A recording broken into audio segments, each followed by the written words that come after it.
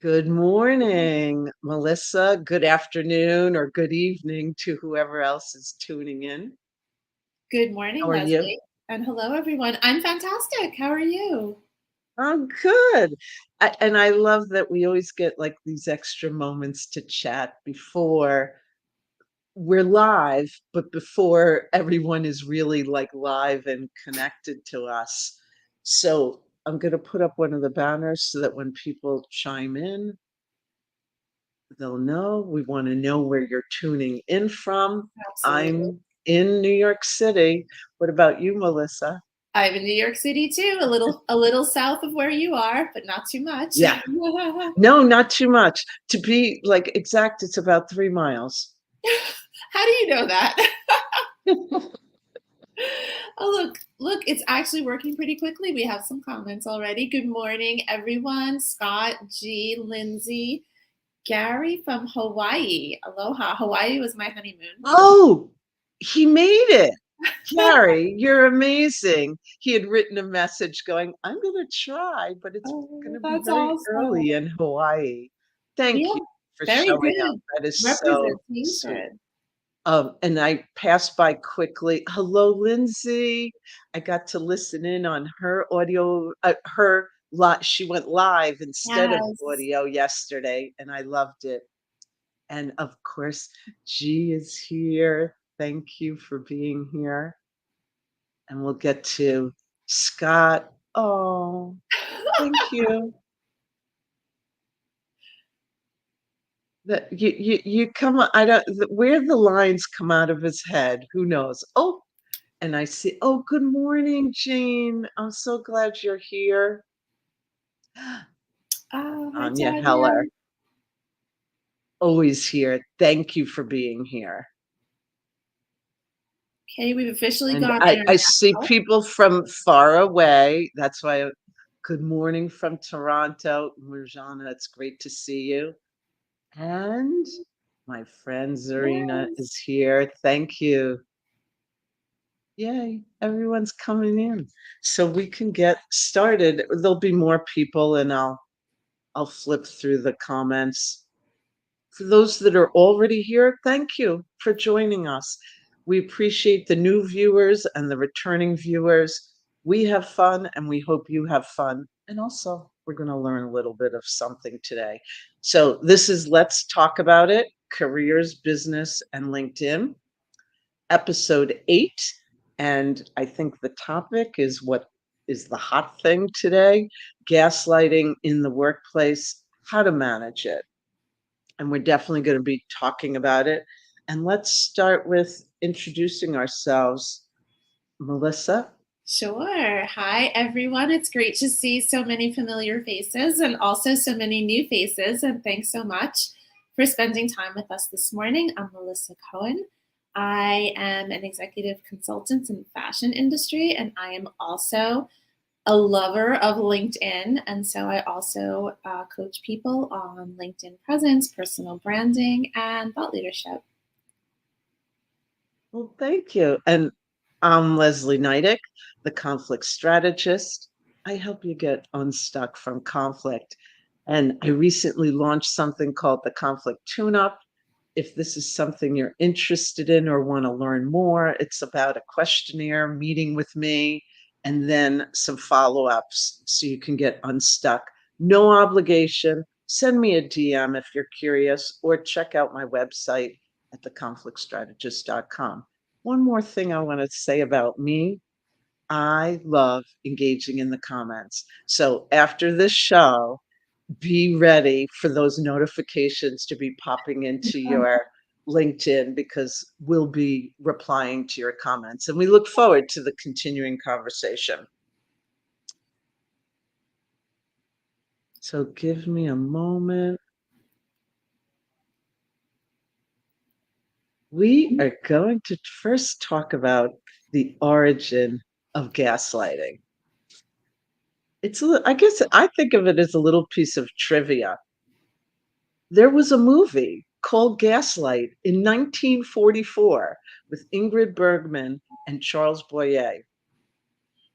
The husband, Charles, played by Charles, slowly manipulates his wife into believing she is descending into insanity.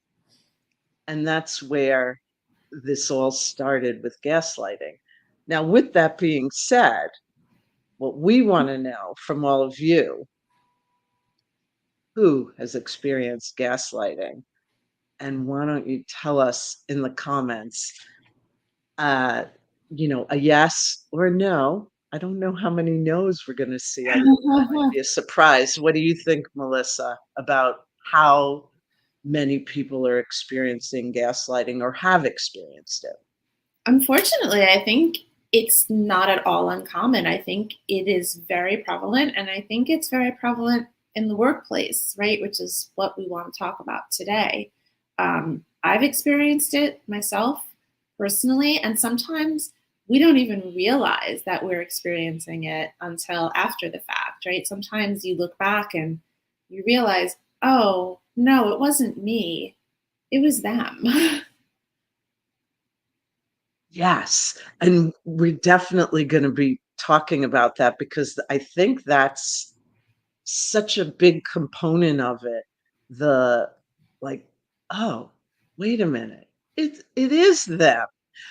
But for a long part of that kind of process or experience, we think it's us. So I don't think it surprises everyone that the numbers are over 50% with how many people have experienced gaslighting. I would venture to say it's probably higher because they weren't counting me. I don't remember reporting it. So I think that's a big part of it, that we're not reporting something like gaslighting, especially because we'll be talking about it. You don't always realize it's happening until deeper into it, which is an interesting and problematic part of what's happening. So now we've got another question for the audience, and we'd love to hear from you. What are some signs of gaslighting, whether it's a phrase or an action? Tell us in the comments. We'd love to hear from you. And if, Melissa, do you have any input on what you've experienced or observed, like a sign? Because I think we want to know those signs. I think if you're in a relationship, and we're talking about work here, so if you're in a relationship with a boss especially, or a coworker, where you repeatedly are questioning yourself, you're repeatedly feeling that there's been a misunderstanding, a misinterpretation of what you said, a misunderstanding of what they said, I think that's a classic sign that something is amiss. That was what I personally experienced. I got a new boss at a company, right? I had had the same boss for a number of years. We had a great relationship, great rapport. I felt very comfortable with them. I always felt that we were on the same page, and I always felt very secure and very safe in my role.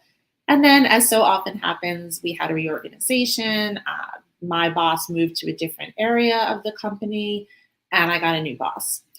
And while that new boss was lovely on the surface, I never felt comfortable with them. I would have a meeting, we would talk about some objectives, some goals, some things to work on. I would leave feeling very clear, knowing what I was going to do.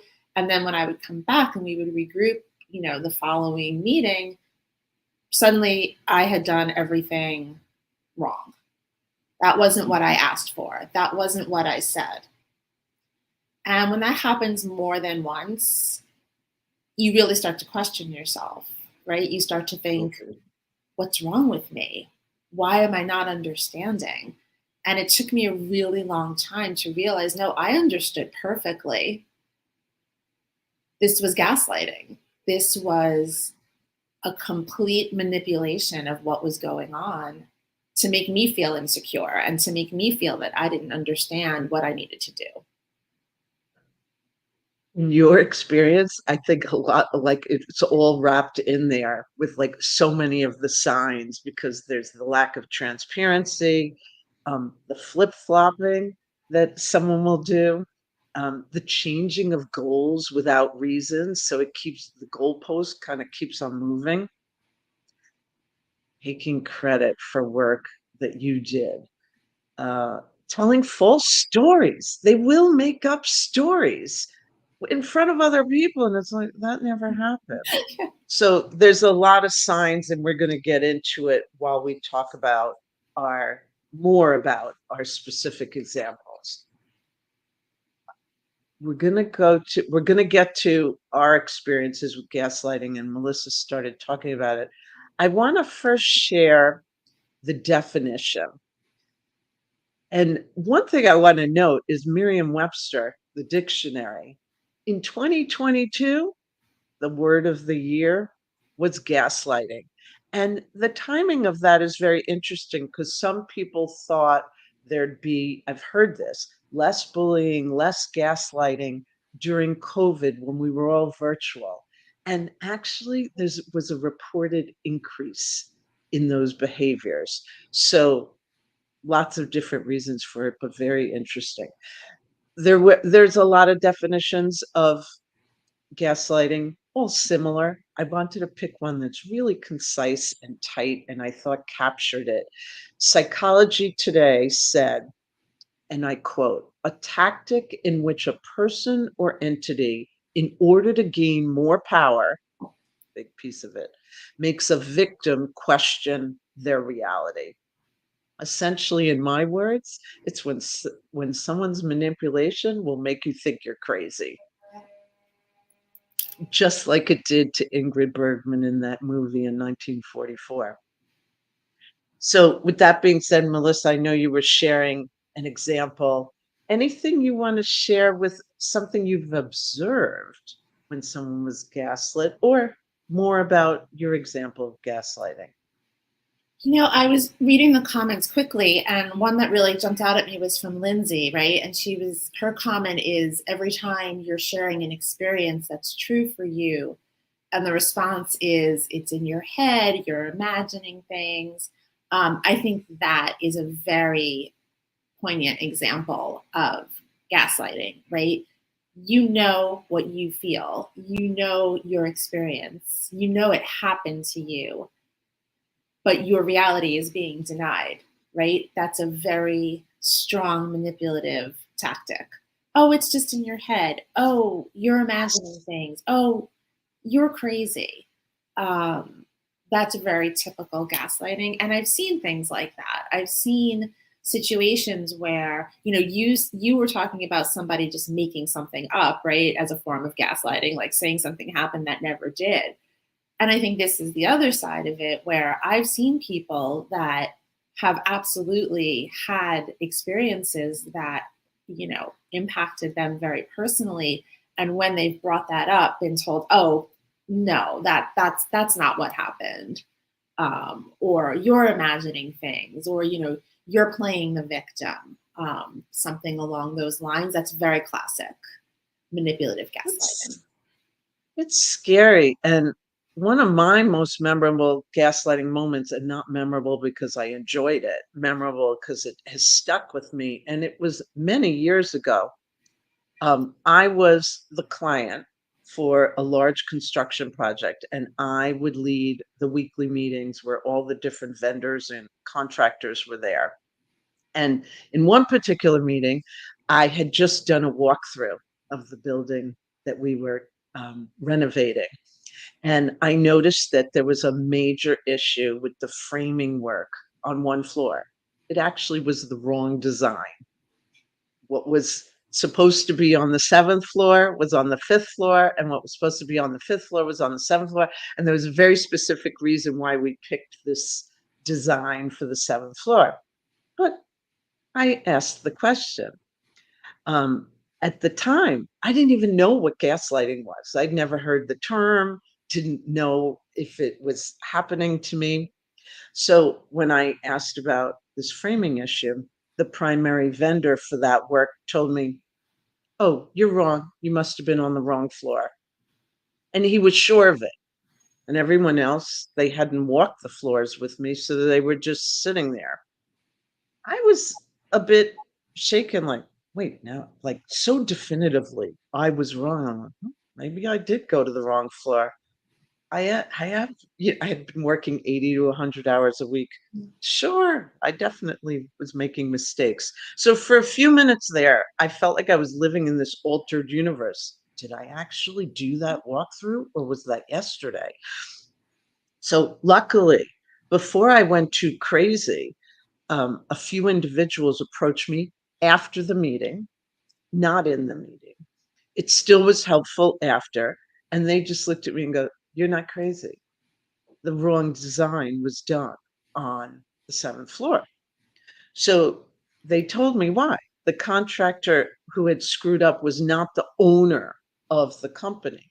He didn't want to tell his boss that he screwed up and that he knew that it was on them to pay to do the extra work. So instead, he gaslit me to avoid his mistake.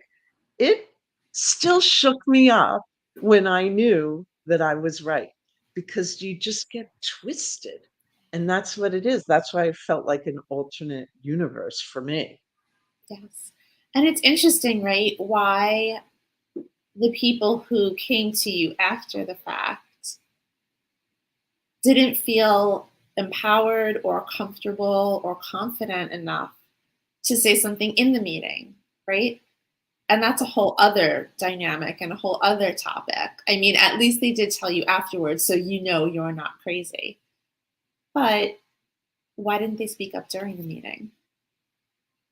There were, and it's probably a topic for another live, there were other dynamics there, in my industry as well as at the table. So that probably had an influence, although I think that this whole issue of gaslighting, not only did I feel like I was in an alternate universe, so did they. Because for a minute, you're just like, this person is so sure and so defiant that you don't even go, wait a minute, let's all just walk over there and look at it. We were in the building. That's even more ironic. Let's get some of the comments before we move on to the other questions. G is saying, wow, I never thought of gaslighting this way. The term always sounded so extreme and chalked things up to your communication disconnect. Interesting. I know that I didn't always understand. I hear that term like, oh, you're gaslighting me. I'm like, wait, I got to get some examples. And the more I heard the examples, I'm like, wow, I've been observing and experiencing this for years. Lincoln, hello. Or convincing someone that the reality of the situation is different from your perception. That's big. Absolutely. And we have a long, hello, Paul. Thank you for being here. The thing that blows me away is when you confront the situation and the gaslighter plays the victim. Oh, great point. I've learned in my experience at its core, it's self-awareness issues because that person has an inferiority complex. And gaslighting is a form, can be a form of bullying. And you kind of described what happens with a bully, that there quite often is that inferiority, insecurity, and these behaviors are trying to compensate for it. Let's get one more in before we go to our next question. Anne, thank you for being here. It can make you question your capabilities, intuition, and judgment. Well said. Exactly. So I'm going to switch to our next question, which I think is the big one to talk about. How to respond to a gaslighter. What works? What doesn't work? What have you observed or tried, Melissa? It's really hard, right? I think some of the things that have been mentioned here, like by Lindsay and by Paul, it can be very hard to respond or deal with someone who's gaslighting you because I've almost never, I can't think of a time that I've ever seen a gaslighter admit to what they are doing. it's always about denial. They will deny until the end, right? You're the crazy one. I don't know what you're Yes. talking about. You're imagining it. And so I would say you're never going to win that argument. You're never going to confront someone who's doing this to you and get them to admit it and get them to apologize and get them to stop it.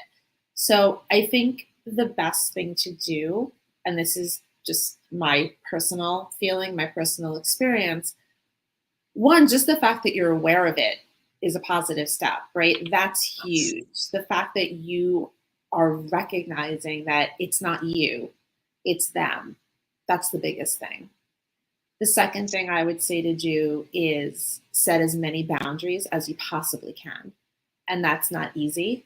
But wherever you can set a boundary, limit your time with this person, limit your interaction, and or have other people present whenever possible when you're having these big conversations. And understandably, that's not always possible, but the more either witnesses, for lack of a better term, or at least people who can support you are there, that's a positive. And then the last thing I would say, and I think this is super important, especially in the workplace, is document everything. If you have a conversation with this gaslighting boss or gaslighting colleague, document it and send it back to them. I'm always writing in a notebook, always. I always took notes on everything, but they were really just for me. And that isn't necessarily enough when you're dealing with a gaslighting boss. And so I had to get to the point where I would start sending recaps of our meetings and our conversations. Hi, Joe, just wanted to recap our, conversation and key points. Please let me know if there's anything I didn't include. Then you kind of have that paper trail and that documentation of what you walked away from the meeting with. And it's then on them right there to say, oh no, actually I meant this. Or to say, yeah, you got it. These are our objectives. These are our notes. And so I think documentation is a positive way to deal with someone who's doing these kind of behaviors. Absolutely. And you took care of my second tip. Oh,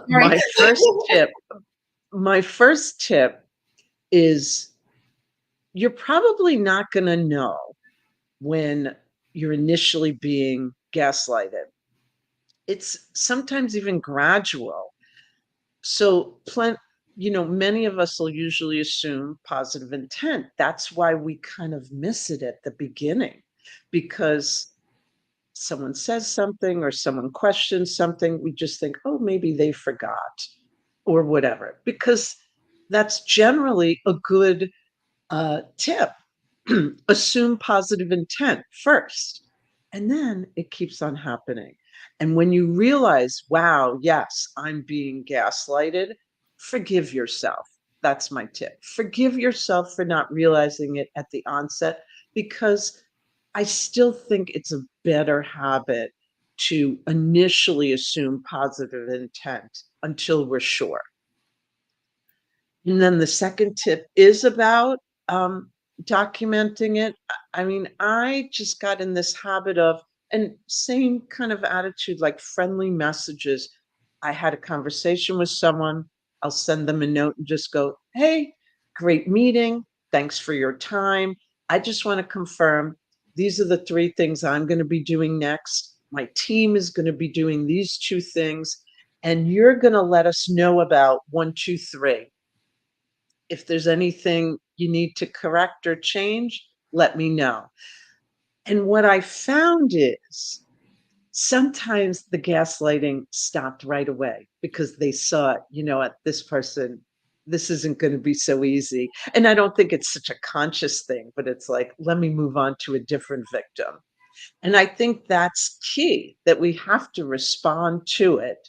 There are some people who will never change, but these are some options with some of maybe the gaslighters who aren't as dug into this behavior, because that's what it is. It becomes their habit that this is just the way they are to protect themselves. Yeah.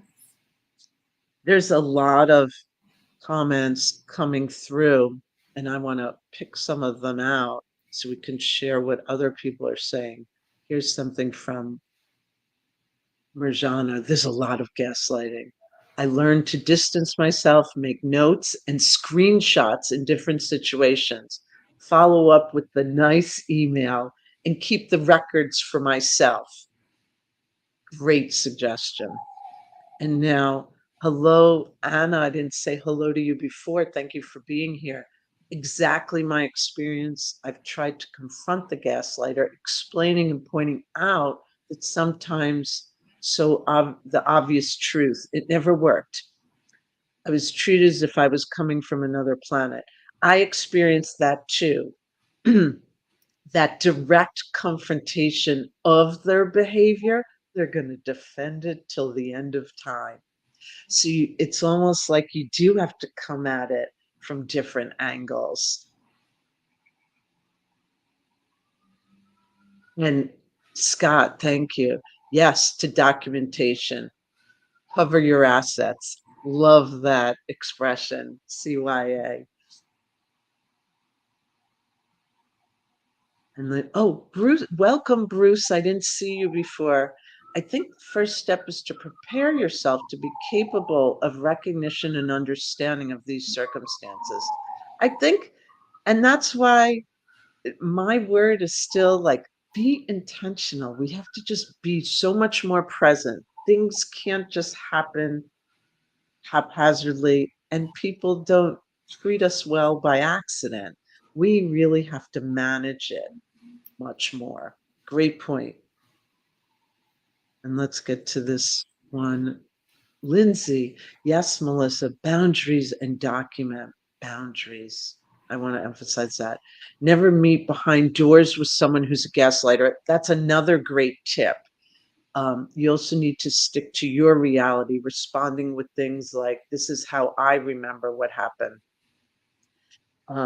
And that is another great tip, that there were some people like, hey, you know what? Maybe it will help if someone else is in the room. That in itself might stop some of their gaslighting. It didn't work in that construction meeting I talked about because they were in such a deep protect mode of themselves that they were blinded to any kind of reality. So many great comments. I know there's more coming through. And let's get Gary got up extra early for us from Hawaii. I found that most gaslighters don't know that they are subconsciously doing it. Denial. I agree. And that's why maybe the confrontation is often unsuccessful. Uh, they're not sitting there going, I'm going to be a gaslighter. It's just a habit of theirs, a bad habit, but a habit. Zarina, better staying calm, not reacting on any manipulations. Great advice. Relying on evidence, affirming your reality, seeking support from trusted colleagues or a professional. A lot of tips buried in that comment. Thank you, Zarina. Staying calm is important, right? Because as we were saying, you're not going to get the reaction back that you want. You can be upset, you can be confrontational. You're not going to get what you want. So I agree with staying calm, because to me, that's actually setting a boundary, right? I'm not going to let this bad behavior get me agitated, get me upset, get me to say or do something that would reflect poorly on me. Exactly. And once I go over to LinkedIn, I'll know who the LinkedIn user is, because their setting isn't allowing their name to show up. Being present is key. Nothing happens without intention. Great point to emphasize. And here's something. There are a lot of parallels between gaslighters and mentors. The big difference is intent. One is for good of the mentee, the other is for the benefit of the manipulator. Oh, Gary, you're really provoking some thinking here. Thank you. And I no longer assume positive intent. I now collect evidence of positive intent. Oh, great point. There's so much to talk about. And guess what happened? As soon as I take my eye off the clock. No. But now we will announce who the LinkedIn user is. Thank you, Paul. It's Jody Lamb.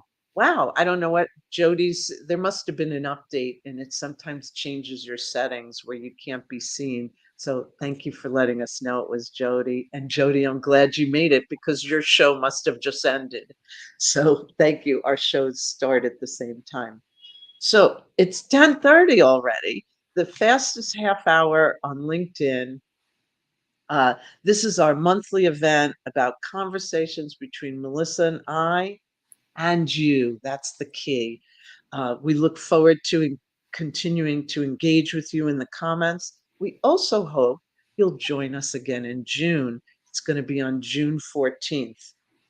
And before we go, Melissa, if you want to provide some closing words for us. Absolutely. I just want to echo Leslie. I cannot believe it's 10:31. When she started to say she took her eye off the clock, I was like, there's no way.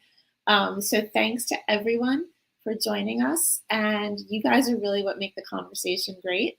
And you guys are what make the conversation go so quickly with all of your amazing feedback and comments. And like Leslie, I live in the comments. So we will definitely be responding to all of you and continuing the conversation on the platform. So hope everyone has a spectacular rest of your Friday. Hi, everyone.